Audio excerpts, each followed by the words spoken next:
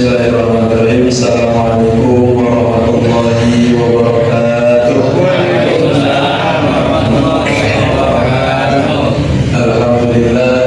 Alhamdulillahil fatahil alim alladzi arsyada man istafahu min ibadihi bi ta'allumi wa ta'lim wa ja'ala al-ilma sababan najati wal fawzi bis sulfa 'inda al-malikil 'azim. Wassalatu wassalamu ala man arsalahu Allahu hadiyan ila siratin mustaqim wa ala alihi wa ashabihi wa asbahihi ila daril baqa'i wal na'im. Amma ba'd. Allahumma anfa'na bima 'allamtana wa 'allimna ma yanfa'una warzuqna 'uluman tanfa'una bi rahmatika ya arhamar rahimin. Allahumma faqihna fid din wa 'allimna ta'wil ya rabbal alamin. Tawil ta'allum wa ta'lim wa ibadah wa istifadah wa nafa wa intifa wal harra ala tamassuki bi kitabillahi wa bi sunnati rasulih sallallahu alaihi wasallam.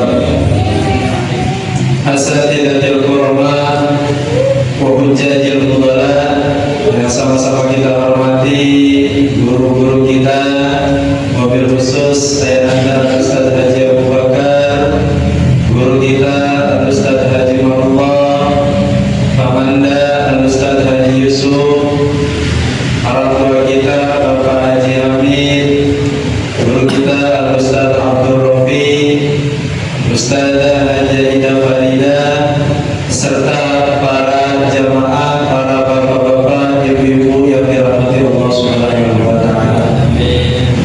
Alhamdulillah, pada kesempatan kali ini, pada malam yang bahagia ini, kita masih bersama-sama Allah berikan kesempatan untuk senantiasa bersama-sama belajar bersama, untuk selalu dapat mendekatkan diri kepada Allah Subhanahu wa taala.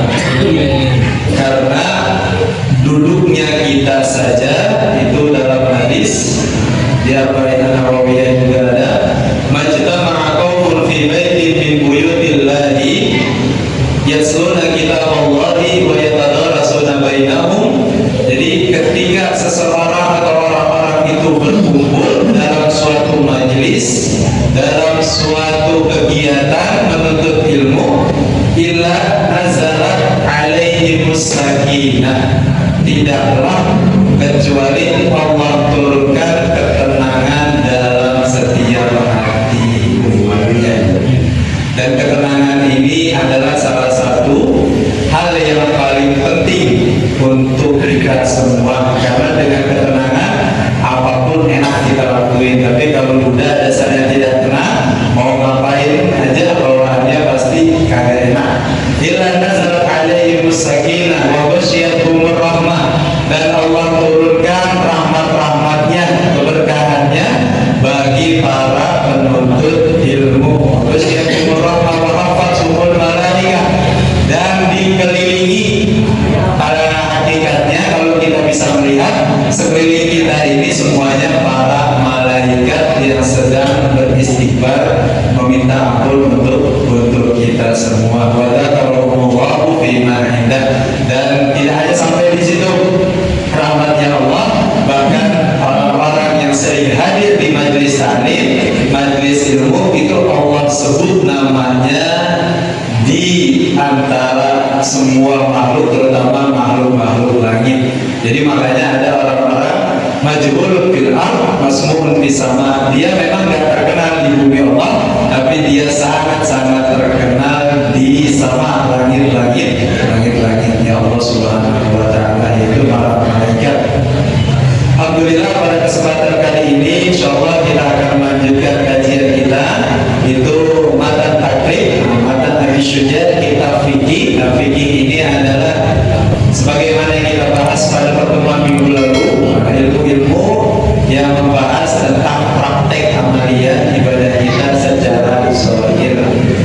Jadi tadi kata guru kita juga menyampaikan, segala sesuatu ibadah tanpa amal itu mardudun la tuqbalu, itu tertolak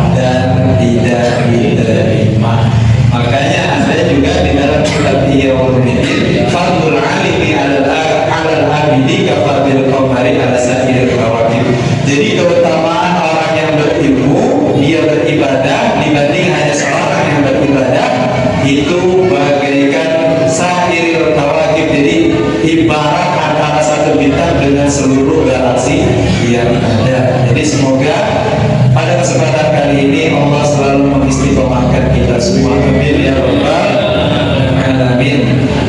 Qala musannifu rahimahullah faslun. Kemarin kita sudah membahas tentang macam-macam air dan juga air-air yang bisa digunakan untuk bersuci. Gak tahu masih pada ingat atau pada lupa Pak? Insya Allah ya malu ya. Ya faslun. Nah ini ada pasal atau bab baru, pembahasan baru. Fi dzikri syai'in minal a'yani al-mutajannisati wa ma yadhuru minha bid-dibai wa ma la yadhur. Jadi pertama ini akan membahas tentang sesuatu yang awalnya najis tapi ketika dia disamak akan suci kembali. Samak itu apa Indonesia? Kayak kulit-kulitan. Nah misalnya kita lanjutkan terlebih dahulu. Wa juludul maitati tathuru bittiba. Jadi segala macam kulit binatang itu tathuru bittiba. Jadi bisa suci dengan disamak.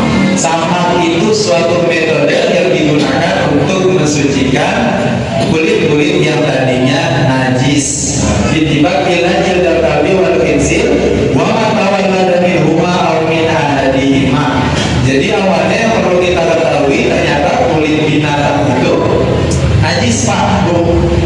Kulit kambing, kulit sapi itu najis ya. Itu pada dasarnya dia najis. Tapi ketika dibersihkan dengan sesuatu yang dapat membersihkan, contohnya sesuatu yang pedas-pedas atau bahkan kita kan ketika kurban itu kan kulitnya kita pisah ya. Ada daging-daging nempel segala macam. Nah itu caranya daging-dagingnya itu dibersihkan terlebih dahulu, dicuci, dijemur, itu menjadi tidak najis lagi. Jadi pada dasarnya kulit binatang itu najis. Tapi bisa nggak jadi najis? Bisa. Dengan cara apa? Disamak. Disamak itu seperti tadi, ditaruh sesuatu yang dapat menghilangkan sesuatu najis tersebut. Wa azmul maitati wa sya'ruha najisun illal adami. Bahkan nggak hanya kulitnya saja, dikatakan di sini wa azmul maitah. Jadi tulangnya dan bulu-bulu binatang itu pada dasarnya najis. Juga yang sering kita luput, kucing kalau lagi sholat. Nah itu gimana kalau kita pegang misalnya di sholat segala macam, najis gak? Bulu kucing itu pada dasarnya najis. Tapi bulu kucing ini ulama sepakat najis maf'ul anhu. Jadi najis yang diampuni. Nah, jadi megangnya itu sebenarnya najis tapi tidak apa-apa. Jadi usahakan kalau habis pegang ya kita cuci tangan terlebih dahulu kalau mau sholat biar aman benar ya. Karena kan mazhab kita sendiri, mazhab Imam Syafi'i itu hati-hatinya lebih dari yang lain. Jadi kehati-hatian. Jadi kayak tadi kulit binatang. Misalnya kalau kulit binatang yang sudah mati bisa nggak disama? Tetap. Karena kata Nabi itu bisa wa inna hurrima lamuha. Jadi kalau binatang yang mati dalam artian bukan karena disembelih, misalnya ada kambing kita lihat sudah mati ketabrak gitu, itu kan dagingnya itu haram dimakan karena bukan hewan sembelihan. Nah, tapi kulitnya boleh nggak kita pergunakan? Boleh, karena yang haram itu dagingnya. Tapi kalau disembelih boleh nggak? Boleh dua-duanya. Lalu gimana kalau hewan buas? Boleh nggak Pak Bu kira-kira? Casingnya kulitnya kita menjadi tas. Ya, semua binatang itu boleh kecuali kulit kalbun dan khinzir. Maaf, kulit anjing dan kulit babi. Wa ma tawallada minhuma aw min ahadihima. Baik itu memang anjing dan babi itu sendiri atau misalnya namanya orang Islam ada babi nih. Nah, babi kita kawin silang sama apa misalnya ayam, mungkin nggak, atau babi Ya, kambing. Nah, lalu lahirlah anak dari kambing dan babi tersebut. Itu gimana hukumnya? Boleh nggak dimakan? Ya, hukumnya tetap haram dimakan dan juga kulitnya itu juga haram. Itu ada kaidah fikihnya itu. Majtama bukan majtama. Ya, idza ijtama'a al-halal wal haram ghuliba al-haram. Kalau ada yang halal dan haram itu bercampur, maka utamakan barang tersebut ke dalam kategori haram. Untuk apa? Untuk jaga-jaga. Lalu faslun fi bayani ma yahrumu isti'maluhu minal awani wa ma yajuz. Pasal selanjutnya atau bagian selanjutnya adalah penjelasan tentang sesuatu yang haram digunakan itu berupa bejana. Bejana itu tempat minum dan tempat makan. Ya, ternyata nggak semua tempat makan atau tempat minum itu halal digunakan. Apa di sini? Wala yajuzu istimalu awani adzabi wal fiddah wa yajuzu istimalu ghairiha minal awani. Jadi bejana atau piring atau gelas atau tempat apapun itu untuk makan dan minum, ketika kita membuatnya dari emas dan perak, itu menjadi haram digunakan. Jadi awani tempat minum itu usahakan tidak terbuat dari emas dan dari perak. Karena kan ada aja sekarang bapak, maksudnya orang-orang itu pak, ya orang kaya dah, pengen ngabisin hartanya, bingung nih mau dibawa kemana. Jadi apa aja barang di rumahnya, dari teko, cangkir, apalagi bahkan di kamar mandi itu semuanya dari emas. Ya boleh nggak itu? Nggak boleh, haram ya. Wa yajuzu istimalu ghairi ma minal awani. Tapi emas dan perak itu boleh digunakan selain untuk makan dan minum, katakan makan dan minum itu. Lalu ada pertanyaan, lalu gimana kalau misalnya hanya sekedar untuk ditambal, boleh nggak? Kendi misalnya cangkir seperti ini bocor, tapi kita tambalnya dengan menggunakan emas atau perak, boleh nggak kira-kira?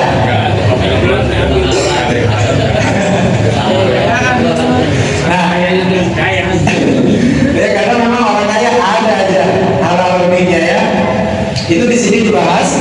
Wa yarumul hina'u al-mutabbab bidabbatin fiddatin kabiratin urban lizinatin. Jadi ketika ada hina, kendi atau cangkir al-mutabbab yang ditambal dengan perak kabiroh, tapi tambalannya itu besar, misalnya bocornya besar sesuai yang kebiasaan suatu kampung tersebut lah. Karena kan suatu kampung itu kebiasaannya berbeda-beda gitu ya. Menurut suatu kampung itu hal yang biasa gitu ya. Jadi ditambal dengan menggunakan perak, boleh nggak? Kalau kendi itu boleh, tapi makruh. Makruh itu lebih baik ditinggalkan. Lizinatin, untuk hiasan, untuk sekedar hiasan. Jadi kan kalau kita punya di rumah itu cangkir terus pecah, kita tambah pakai perak tuh. Kalau untuk sekedar hiasan boleh nggak?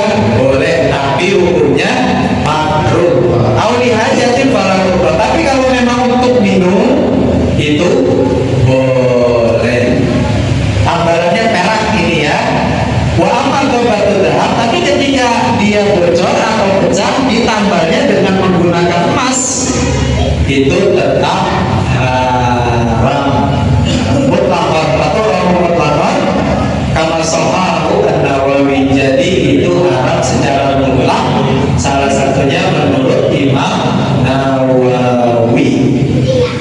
Nah, jadi yang pertama tadi tentang kulit-kulit binatang, yang kedua tentang alat makan dan alat minum yang kita gunakan. Jadi kalau alat makan dan alat minum yang terbuat dari emas itu sudah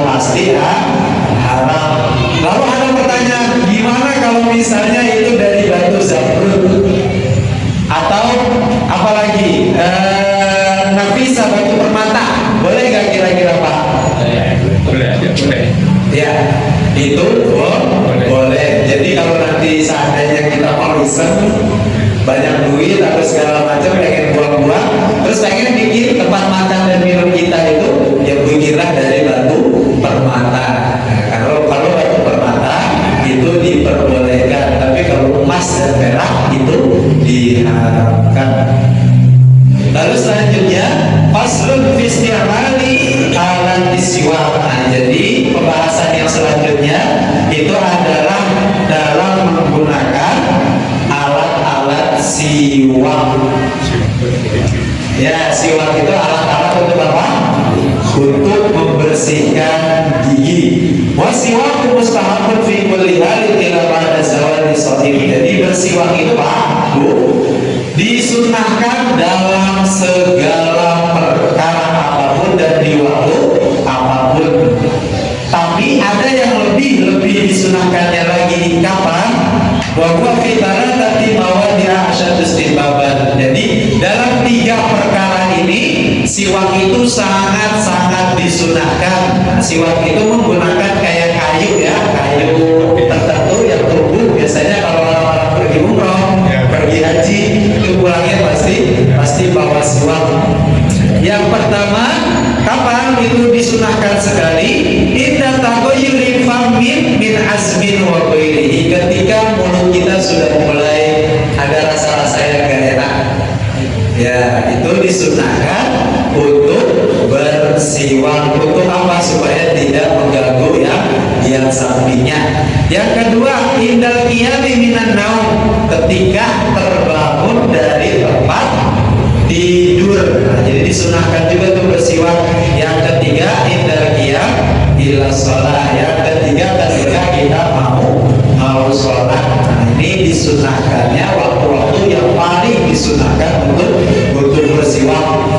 Lalu biasanya sering ada pertanyaan, kira-kira kalau kita nggak punya kayunya boleh nggak pakai sikat gigi? Ya, iya kalau benar. Jadi kan orang-orang sekarang akhir itu ya kalau kita siwak itu kan harus beli di tempat tertentu. Boleh nggak pakai sikat gigi? Boleh. Itu boleh. Jadi kita niatkan untuk bersiwak. Bahkan nggak hanya sikat gigi, di zaman itu ada salah satu seorang sahabat dengan menggunakan jari yang agak kasar. Kalau jari-jarinya agak kasar ini itu bisa untuk membersihkan giginya, dan itu masuk ke dalam kategori bersiwak. Dan setelah diteliti menurut kedokteran itu ternyata ketika bersiwak itu bisa mencerdaskan otak kita, menambah daya ingat pikiran kita. Nah, itu hanya sekedar bersiwak. Jadi terkadang itu perintah-perintah dari Nabi memang hanya tergambar sekedar perintah, tapi ketika kita telusuri dari segi kedokterannya itu masya Allah sangat banyak. Makanya ada hadis itu, ajaban li amril mu'min, sungguh menakjubkan perkara orang-orang mukmin. Walaysa dzalika li ahadin, dan perkara ini tidak dimiliki kecuali orang-orang mukmin. Illa lil mukminin in asabahu sarra syakar. Kalau seandainya hamba tersebut dilimpah, diberikan nikmat yang begitu besar, maka hamba tersebut bersyukur. In asabahu darra sabar, maka khairul lahu.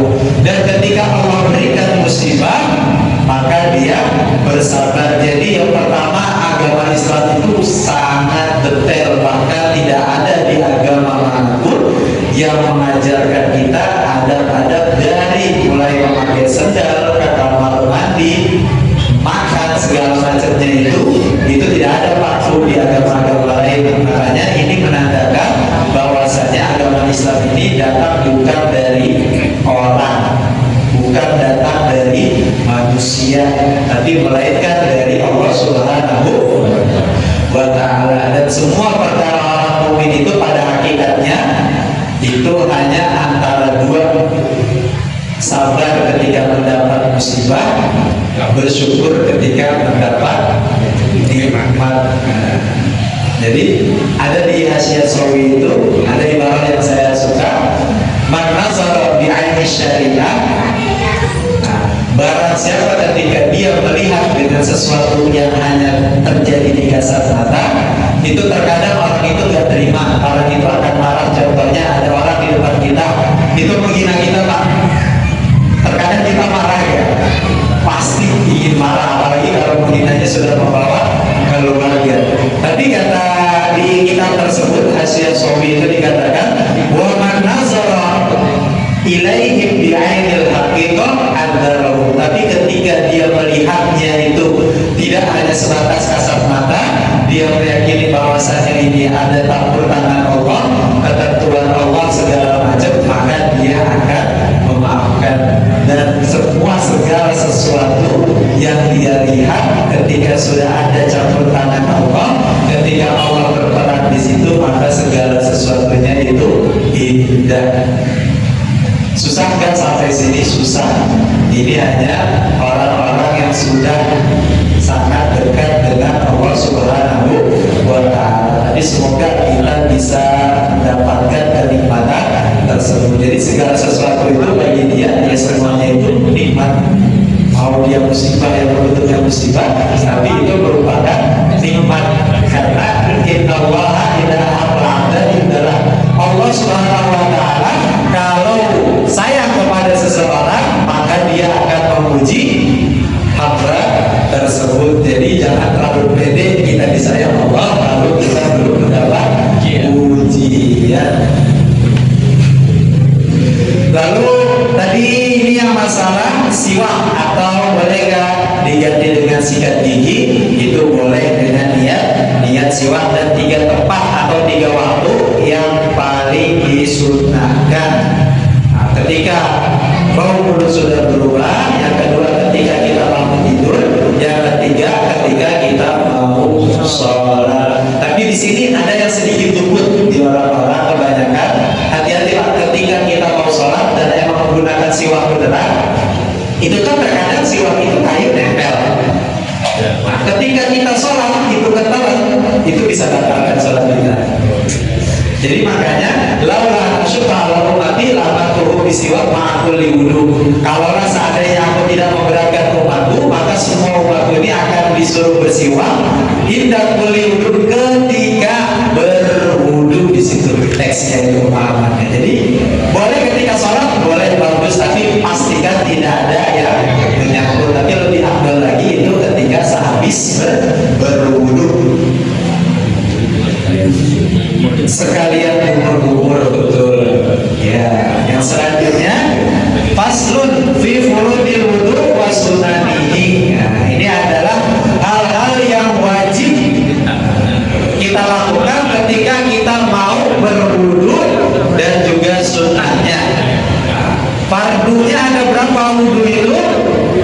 Wa furudul wudu sittatu asya, dan hal-hal yang wajib kita kerjakan atau fardu wudu itu ada 6. Jadi kalau enggak ada atau lewat dari 6 ini, maka wudu kita tidak sah.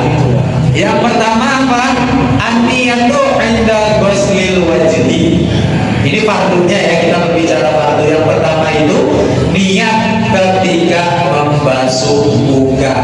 Jadi memang ulama-ulama kita itu banyak yang menerangkan kapan waktu niat wudu itu, bukan ketika membasuh tangan. Jadi justru ketika membasuh muka. Nah, sambil basuh muka itu niat. Tapi boleh nggak ketika membasuh tangan niat? Itu ada yang membolehkan. Nah, di antaranya itu adalah Syekh Umar Hashim. Itu yang pertama, niat ketika membasuh muka. Yang kedua, wa ghuslul wajhi, membasuh muka itu sendiri. Jadi yang pertama niat, yang kedua membasuh muka. Yang ketiga, wa ghuslul yadaini ilal mirfaqaini. Yang ketiga, membasuh tangan sampai ke siku. Ya, sampai ke siku. Tapi kalau bisa itu dilebihkan dikit untuk jaga karena tapi yang hukum marfu ketika misalnya wajibnya sampai usahakan lebihkan. Seperti apa? Aurat laki-laki itu kan pusar dan lutut. Sebenarnya pusar dan lutut itu aurat bukan bahu, bukan. Tapi itu karena ya itu dia disunahkan lewat sedikit, makanya ulama itu banyak yang mengambil ini kena aurat juga. Tapi pada akhirnya kalau pembahasan fikih, pusar dan lutut sendiri itu bukan merupakan aurat. Ghuslul yadaini ilal mirfaqaini. Jadi yang sunnahnya itu ilah itu lilgoya al-mugoya. Jadi dari telapak tangan dulu, justru ke sini. Bukan biasanya kita dari sini kadang. Nah, dari bawah ke atas. Nah, itu yang abdolnya itu dari bawah ke atas. Kalau selalu dirurus itu atau ya dari ilal mirfaq. Jadi ilah itu lilgoya al-mugoya. Jadi dari jemari dulu baru ke apa namanya? Ke siku. Bukan dari atas dulu, boleh ya? Ada yang membolehkan, tapi lebih afdolnya dari Jari-jari ke ya, ke siku.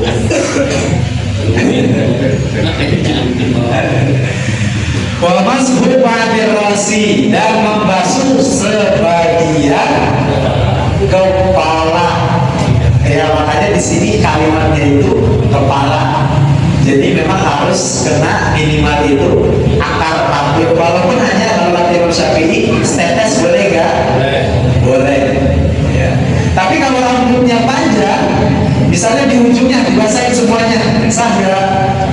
Enggak, karena dia harus dari mandat syar, tepat tumbuhnya rambut, walaupun dia hanya sedikit.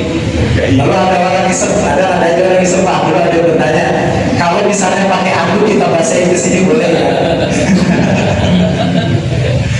Itu boleh juga. Jadi nggak mesti pakai tangan. Anduk iseng-iseng kita basahin, kita terus ke sini itu boleh. Yang penting dalam terkena minimal sedikit. Tapi afdalnya itu ada faedah fikih al-khuruj minal khilaf aula.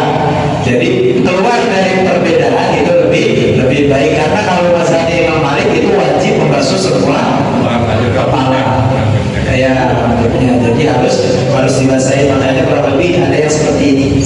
Ya. Terus diputar lagi ke depan. Ya, boleh botak. Kalau palanya botak gimana tuh? Enak gitu kok malah ya. Jadi langsung aja dibasahin lah, diguyur. Ya, makanya di sini tuh masuk lahir si kalimatnya kepala, bukan rambut. Nah, makanya hati-hati terutama yang ibu-ibu atau perempuan itu yang rambutnya suka panjang, itu tidak sah ketika hanya dibasuh setengahnya saja, tapi harus minimal kena dasar, baik itu di belakang ataupun di depan. Waghuslu rijlaini ilal ka'bain, dan juga mencuci kaki sampai mata kaki. Nah, ini juga sama. Itu ilah itu lebih, jadi dari jari jemari dulu ke mata kaki, dan usahakan di sini di sela-sela, karena itu bagian dari sunnahnya. Dan yang keenam atau yang terakhir, buat tartib ala madzkarnahu, dan itu semua harus berurutan. Jadi sah nggak kalau tidak berurutan? Tidak sah. Ya, itu kalau di mayoritas kita di Indonesia tidak sah. Tapi ada yang membolehkan dan itu menganggap sah, boleh. Itu apa ini? Manakali, siapa tahu nanti kita melihat orang seperti itu, jangan langsung kita salahkan. Tapi itu ada yang berpendapat seperti itu, diantaranya siapa? Imam Hanafi. Jadi misalnya kita berenang, dia dulu, boleh nggak? Kalau Karena pertanyaan sekarang kan sudah aneh-aneh, tapi emang benar pernyataannya itu ada di lapangannya gitu. Kayak misalnya kita udah males dulu, terus pengen lagi berenang, dia duduk, boleh ya? Kalau mazhab Syafi'i itu tidak boleh, karena kita harus tartib itu masuk fardu. Jadi harus buka dulu tangan, kepala, kaki. Kuping gimana? Nggak disebutin kuping. yang tidak membasuh kuping pun sebenarnya tidak apa-apa, tapi dia termasuk orang-orang yang rugi kalau kata para ulama. Jadi sunnah itu ya dikerjakan dapat pahala, ditinggalkan kita rugi. Ini fardu dalam berwudu. Nanti mungkin yang terakhir karena sudah hampir 40 menit. Lanjut. Yes. Oke, terakhir ya. Faslun fi furudi wudu sunan ini tadi udah. Wa sunanuhu asyaratu asya. Kalau tadi kita yang wajibnya, jadi kalau kita meninggalkan salah satu rukun dari yang tadi kita sebutkan 6 itu tidak sah wudu kita. Tapi ada nggak sunah-sunahnya? Ada. Di antaranya apa? At-tasmiyatu. Jadi sebelum kita berwudu kita membaca Bismillahirrahmanirrahim. Nah, jadi ketika membaca Bismillah itu masuk ke dalam sunah-sunah berwudu. Wa ghuslul kaffaini qabla idkhali ma'al ina, dan mencuci kedua telapak tangan sebelum kita berwudu, terlebih ketika kita bangun tidur Pak Bu. Karena kan kita nggak tahu tangan ini gelabah kemana, getayangan kemana. Nah, itu mencuci kedua telapak tangan itu sangat disunahkan, masuk ke dalam sunnah-sunnah berwudu. Yang ketiga al-madmadah wal istinsyaq. Jadi madmadah itu kumur, al-istinsyaq memasukkan air ke dalam hidung, itu juga masuk ke sunnah. Tapi menurut sebagian ulama itu merupakan wajib. Jadi istinsyaq itu merupakan sebagian ulama itu merupakan hal yang wajib. Wa mashu jami'ir ra'si, dan juga membasuh sebagian kepala. Memang afdolnya itu semuanya. Caranya seperti apa kalau semuanya? Yang tadi saya gambarkan. Wa mashul udunaini zahirihima wa batinihima bima'in jadi sunah yang selanjutnya membasuh kedua daun telinga zahiruhuma wa batinahuma bima'in, jadi dengan air yang baru. Gimana maksudnya? Biasanya itu kan kadang ketika kita membasuh kepala itu basah tuh. Boleh nggak pakai air itu? Boleh, tapi lebih afdolnya itu dengan menggunakan air yang baru untuk membasuh kedua daun telinga kita. Wa tahlil aliyah kalkata, dan tahlil itu apa? Ini tuh apa namanya? Ya, membasuh sela-sela, tapi orang-orang yang berjenggot, lihiyah itu jenggot yang jenggotnya tebal. Nah, itu kan harus di sela-sela,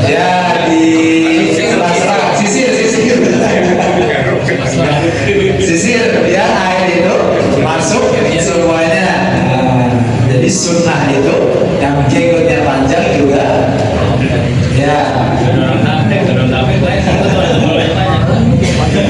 Wa tahlil asabi' al-yadaini wal rijlain, dan juga menyela-nyela tangan dan juga kaki, itu merupakan bagian dari sunnah wudu. Wa taqdimul yumna 'ala al-yusra, dan mendahulukan yang kanan dari yang kiri. Nah, ini sekedar pengetahuan kita aja. Jadi kalau wudu biasanya kita dari kanan itu termasuk ke dalam sunnah. Boleh nggak kiri dulu?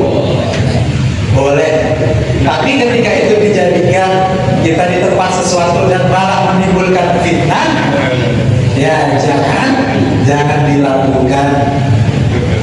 Jadi terkadang ada sesuatu yang memang itu misalnya dalam tradisi suatu daerah yang ketika kita melakukan, walaupun itu makruh gak apa-apa, lakukan aja, daripada misalnya kita meninggalkan itu malah terjadi fitnah dan kemudorotan yang lebih besar nantinya. Itu gak jadi masalah. Apalagi kan ini merupakan perkara yang sunnah dari mulai kanan. Wa taharatu salasan, dan ketika misalnya membasuh muka, wajah, itu biasanya kita sekali atau 3 kali diajarkan orang tua kita atau guru-guru kita? 3 kali. Ternyata itu itu juga masuk ke dalam sunnah. Jadi kalau sekali boleh tidak? Boleh. Tapi kalau yang sunnahnya bisa kita ambil, kenapa harus kita tinggalkan? Jadi usahakan membasuh wajah 3 kali, tangan 3 kali, kepala 3 kali, kuping 3 kali, dan kaki 3 kali. Wal muwalatu, dan juga beriringan. Apa maksudnya mualah? Misalnya kita udah membasuh tangan, terus kita lihat anak kita nangis. Misalnya kita diemin dulu, kita gendong dulu, kita nimang-nimang dulu, kita wudhu lagi, sah atau tidak?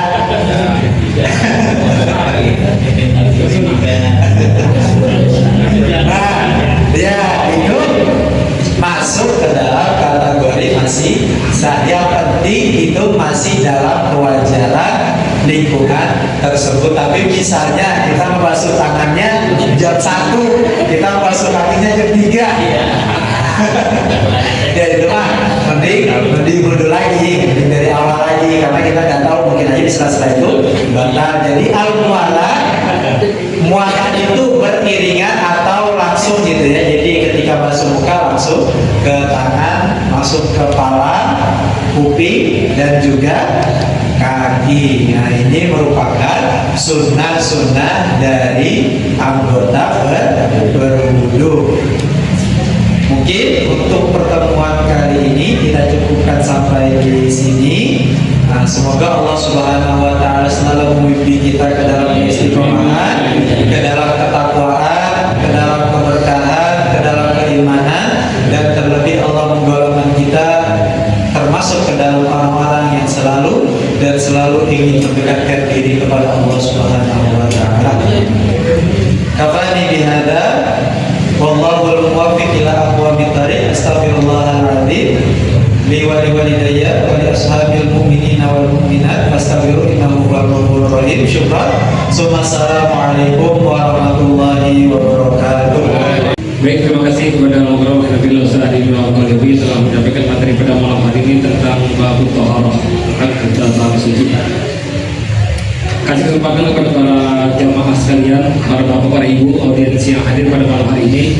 Diberikan saya kasih kesempatan untuk 2 pertanyaan saja pada malam hari ini yang berkaitan dengan Thaharah. Bab yang disampaikan adalah bab wudu. Sekiranya ada yang ingin dipertanyakan, saya kasih ada dua peserta atau 2 yang ingin bertanya. Silakan. Yang ditanya apa yang mau tanya? Silakan Mas Lee. Biasanya kan kalau kita kadang lagi berwudu nih, atau teman kita ngajakin ngomong, boleh kita jawabin atau kita diam aja atau gimana? Apa batal wudu kita? Kadang kita lagi wudu dong. Ya, jadi teman kita lagi ngomong. bisa saya simpulkan langsung pertanyaan saudara Muslim. Ini gue dengerin, jangan ngomong mulu. Biar maju-maju ngobrol-ngobrol. Lihat di sini nih ada yang aduh maksudnya. Di luar ini bukan itu benar bro. Lagian yang begitu. Tapi kuping mah tetap terpasang. Iya, terpasang nggak? Terpasang. Kalau nggak terpasang kupingnya nggak dengar. Ya alhamdulillah. Kita bisa pahami tadi pertanyaan dari saudara Muslim. Ketika kita sedang berwudu, kalau kita ngajak ngobrol, artinya begini, wudu sambil ngobrol gitu ya. Iya. Wudu sambil ngobrol. Gimana hukumnya gitu ya? Perkara yang sering-sering banget terjadi ya, terlebih pada penelitian, khususnya kalau ibu-ibu wanita itu minimal Pak, mereka harus ngomong itu 7.000 kata per hari. Dan kalau bapak-bapak atau laki-laki itu cukup dengan 2.000 kata. Jadi makanya dimaklumin saja kalau misalnya dari siang sampai sore ibu-ibu belum ngomong, dan ketika malamnya itu dia baca segala macam, itu dimaklumin. Karena memang justru kalau omongannya nggak keluar, itu nanti akan jadi beban di kepalanya. Lalu bagaimana perihal wudu? Ya itu masuk ke dalam adab-adab dan sunnah wudu. Jadi boleh nggak? Boleh tetap, tapi layaknya kalau bisa kita berbicaranya nanti setelah berwudu. Tapi apakah batalkan wudu? Tidak. Jadi berbicara di tengah wudu itu tidak membatalkan, tapi merupakan adab atau sunnah dari. Baik, para jamaah sekalian, ya kita cukupkan pengajian pada malam hari ini. Mudah-mudahan menambah permudahan kita pada malam hari ini dan menjadi ketika kita mengamalkan kehidupan kita sehari-hari. Untuk satu saya juga mau tanya Pak Bayu. Saya pernah baca tentang tadi yang tentang siwak ya. yang laulana. Kalau saya pernah baca begini, laulana syukur ala umatil amar tuh bisiwak indah kuli sholat. Tadi indah kuli wudu ya. Nah itu mohon penjelasan, terima kasih.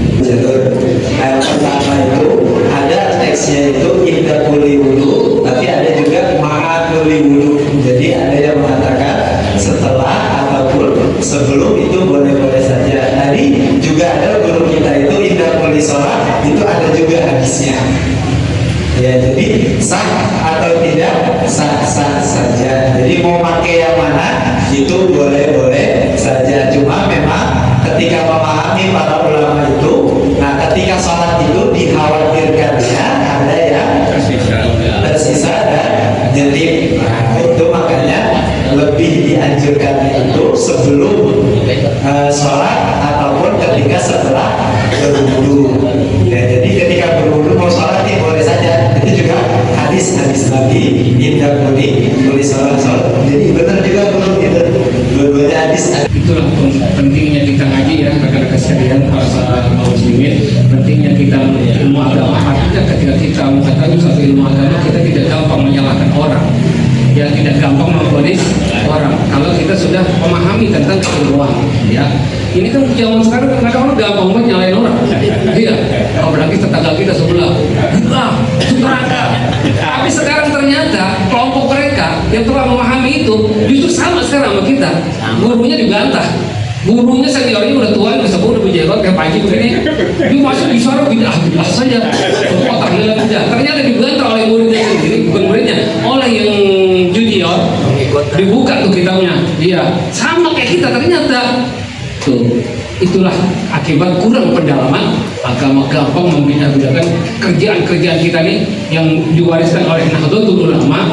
Ya, juga tahlilan bidah, maulid bidah, segala macam, yasin bidah, ngambil apa namanya orang meninggal kita tahlil juga atau bidah. Ternyata sekarang udah enggak. Yang junior ini sudah mendalami kitab ilmiah, maksudnya dasar kitabnya. Ternyata banyak dari dalil yang membenarkan apa namanya kerjaan-kerjaan kita yang sudah diwariskan oleh para ulama kita. Jadi sama intinya. Itulah ya, hati-hati kira-kira zaman sekarang, jangan gara-gara masalah agama ini kita dipecah belah. Sekarang udah ramai lagi ya, masalah ramai lagi sekarang antara kelompok ini dan kelompok ini. Kita jangan sampai terbawa ya. Ramai kan sekarang ya gara-gara ini dan ini itu ya, jangan sampai ikutan ya. Karena ada pihak-pihak yang ingin mengadu domba kita umat Islam, terutama kita di kampung kita. Jangan sampai hal seperti itu kita ikut-ikutan kelompok ini, nanti kita berpecah.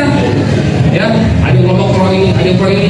Itu tujuan mereka adalah ingin memecah kita. Kita jangan sampai apa yang sudah diajarkan oleh guru-guru kita dari zaman dahulu sampai sekarang, itulah yang kita pegang. Insya Allah kita akan sama. Ya. Saja mari kita berdoa kepada Allah Subhanahu wa taala, mudah-mudahan Allah berikan kita semua ilmu yang manfaat, kita keluarga kita semua dan Allah masukkan kita ke dalam surganya dan mendapat sahabat Rasulullah sallallahu alaihi wasallam.